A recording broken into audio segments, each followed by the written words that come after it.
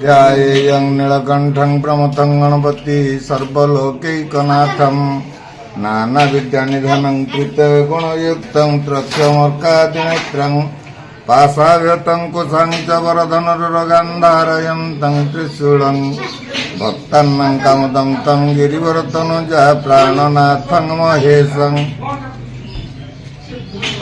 ओम नमः शिवाय। खगेश्वर महादेवाय नमः।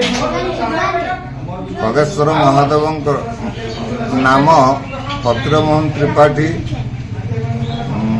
साखेन 46 पड़सा बजार महादेव मंदिर खगेश्वर महादेव 65 वर्ष है यज्ञ महोत्सव जागर यात्रा चली।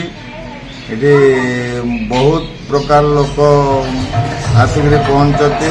मझी दिन आमर पाखापाखि 5000 रू लोक खाया पीवा इत्यादि चली चलती। भगवान प्रसाद सेवन 3 दिन धरी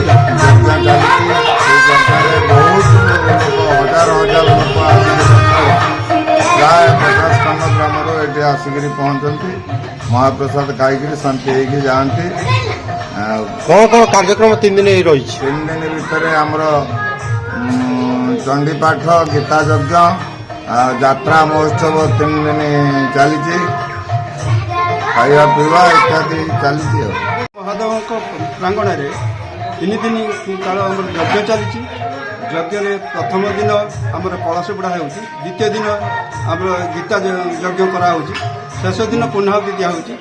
पूर्णाहुति चंडी अच्छी भी आम शेष दिन आमर मध्यम दिन में आम बहुत लोक प्राय 5000 लोक ये खावा दिया प्रसाद।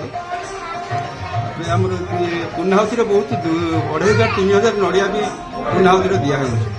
ये धीरे धीरे बाबा बढ़ी चली, वर्ष को वर्ष बढ़ी चली।